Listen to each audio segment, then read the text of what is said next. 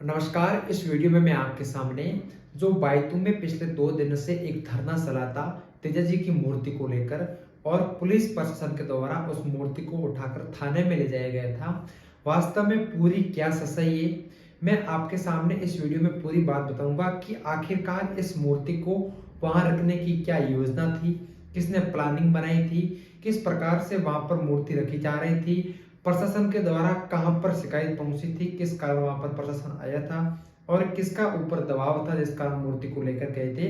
अभी वर्तमान में वो मूर्ति कहाँ रखी जाएगी, संपूर्ण जानकारी मैं आपको इस वीडियो में दे रहा हूं। आप लोग इस वीडियो को एक बार अपने से जुड़े हुए सभी लोगों तक शेयर जरूर कर दे और कमेंट बॉक्स में जय वीर तेजा जी की जरूर लिख दे।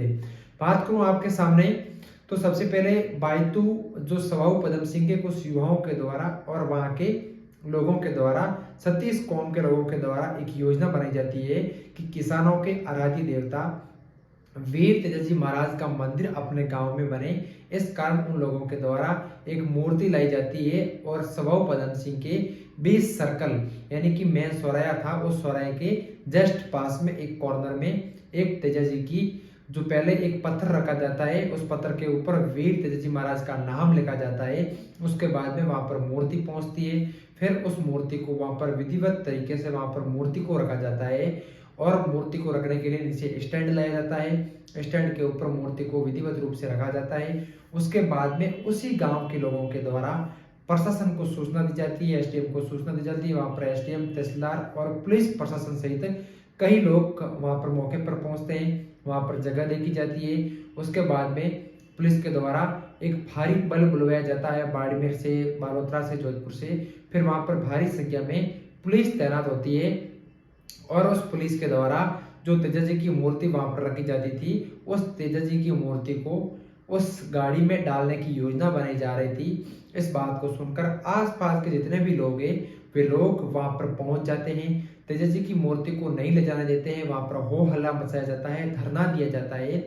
लेकिन पुलिस जबरदस्ती, भारी संख्या में पुलिस का जाब्ता तैनात होता है और पुलिस के द्वारा क्रेन मंगवाई जाती है और उस क्रेन के माध्यम से मूर्ति को उठाकर ट्रक में रखा जाता है और उसके बाद में उस मूर्ति को वहां से पुलिस थाने ले जाया जाता है। उसके बाद में जो पीछे सामान बच जाता है, उसके बाद में जैसे ही इस सूचना आसपास के लोगों को लगती है, वहां पर भारी संख्या में लोग पहुंच जाते हैं। लोगों के पहुंचने के बाद में भी पुलिस के द्वारा जब वो अन्य सामान था मूर्ति का रखने का स्टैंड वगैरह, वो भी ट्रक में डालकर क्रेन से उखाड़ कर वहां से ले जाया जाता है।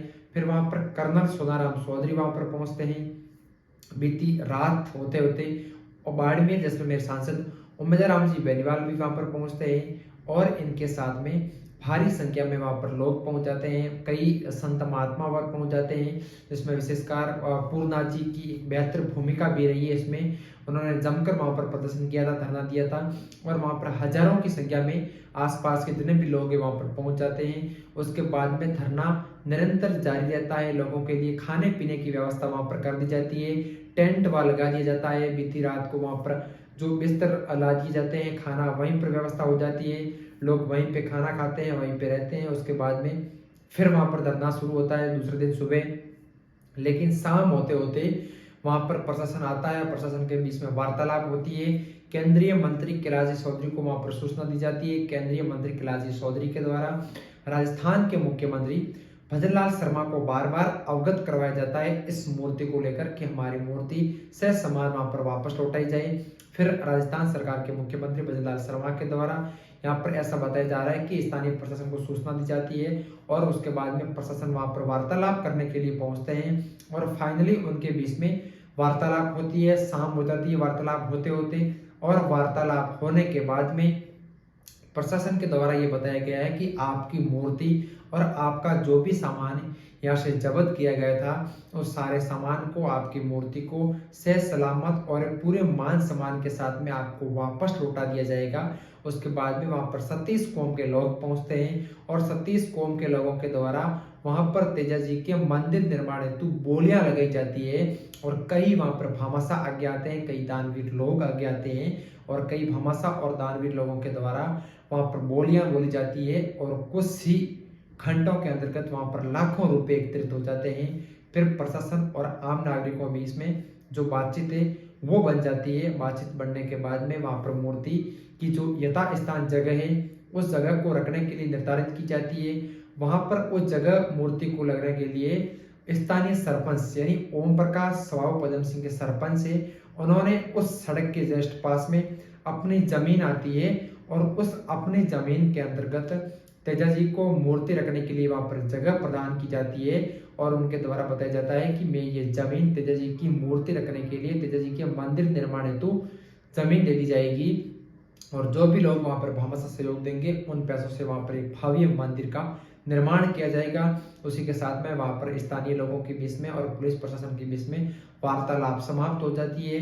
जैसे ही वार्तालाप समाप्त होती है तो वहां पर पूर्णनाथ मौजूद होते हैं और कई वहां पर संत महात्मा मौजूद होते हैं, उनके द्वारा वहां पर नारियल चढ़ाया जाता है, वहां पर आरती की जाती है, वहां पर धूप किया जाता है वीर जी के नाम का।